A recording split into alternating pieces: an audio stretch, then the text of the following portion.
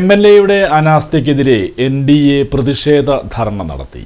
Government taluk ആശുപത്രിയിൽ നിർമ്മിച്ച കെട്ടിടം പ്രവർത്തനക്ഷമമാക്കുക, നിർമ്മാണ പ്രവർത്തനം പാതി വഴിയിൽ നിലച്ച ICU പ്രവർത്തന സജ്ജമാക്കുക, അടിയന്തര പ്രാധാന്യമുള്ള വിഷചികിത്സയും പേവിഷചികിത്സയ്ക്കും സംവിധാനമൊരുക്കുക, കാർഡിയോളജി വിഭാഗം ഉടൻ തുടങ്ങുക, ഫാർമസി പ്രവർത്തനം 24 മണിക്കൂറാക്കുക, കിടത്തി ചികിത്സാ സൗകര്യം കൂടുതൽ സൗകര്യപ്രദമാക്കുക, രാത്രികാലങ്ങളിൽ ഡ്യൂട്ടി ഡോക്ടർമാരുടെയും നഴ്സുമാരുടെയും എണ്ണം വർദ്ധിപ്പിക്കുക, ലാബ് പ്രവർത്തനം കാര്യക്ഷമമാക്കുക തുടങ്ങിയ ആവശ്യങ്ങൾ ഉന്നയിച്ചാണ് NDAയുടെ ആഭിമുഖ്യത്തിൽ പ്രതിഷേധ ധർണ സംഘടിപ്പിച്ചത്. 5 വർഷം മുൻപ് ഉദ്ഘാടനം നിർവഹിച്ച 5 നില കെട്ടിടം ഇന്നും പൂർണ്ണതോതിൽ പ്രവർത്തനക്ഷമമാക്കുവാൻ കഴിയാത്തത് MLAയുടെ അനാസ്ഥയാണെന്ന് ധർണ ഉദ്ഘാടനം ചെയ്ത അഡ്വക്കേറ്റ് MA വിനോദ് പറഞ്ഞു. വടക്കേനടയിൽ സംഘടിപ്പിച്ച പ്രതിഷേധ ധർണയിൽ BJP മണ്ഡലം പ്രസിഡന്റ് ER ജിതേഷ് അധ്യക്ഷത വഹിച്ചു. 2020 സംസ്ഥാന കോർഡിനേറ്ററും നിയോജക മണ്ഡലം പ്രസിഡന്റുമായ ഡോക്ടർ വർഗീസ് ജോർജ് മുഖ്യപ്രഭാഷണം നടത്തി. ഇവിടെ വരുന്നത് രോഗികളാണ് എന്ന് മനസ്സിലാക്കണം.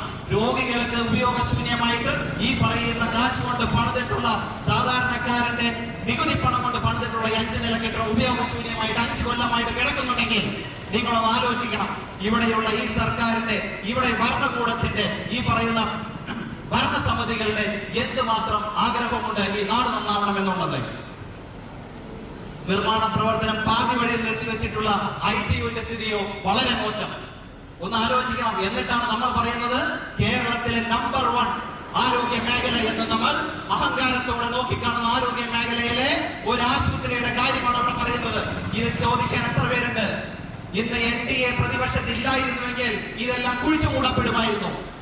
ഇവിടെ പ്രതിപക്ഷം UDF ആയിരുന്നെങ്കിലോ ഈ പറയുന്ന LDFും UDFും ഭരിച്ചുകൊണ്ടിരിക്കുന്ന എല്ലാ സ്ഥലങ്ങളിലും ഒരുമിച്ച് കൈക്കൂലികൾ വാങ്ങി മുനിസിപ്പാലിറ്റിയിലാണെങ്കിൽ മുനിസിപ്പാലിറ്റി, കോർപ്പറേഷൻ ആണെങ്കിൽ കോർപ്പറേഷൻ, പഞ്ചായത്താണെങ്കിൽ പഞ്ചായത്ത് കെട്ടിടങ്ങൾക്കുള്ളിൽ ഒരുമിച്ചിരുന്ന പൂർവ്വ സംഘങ്ങളെ പോലെ ഈ കാശ് പങ്കുവയ്ക്കുകയല്ലാതെ ഇന്നേ വരെ ഒരു വികസനത്തിനെ കുറിച്ച് സംസാരിക്കാനായിട്ട് പ്രതിപക്ഷത്തിന് കഴിഞ്ഞിട്ടുണ്ടോ? ഭരണപക്ഷത്തിന് ചെയ്തിട്ടുണ്ടോ? തൃശൂർ സൗത്ത് ജില്ലാ general secretary KP Unnikrishnan, Dinil Madhav തുടങ്ങിയവർ സംസാരിച്ചു.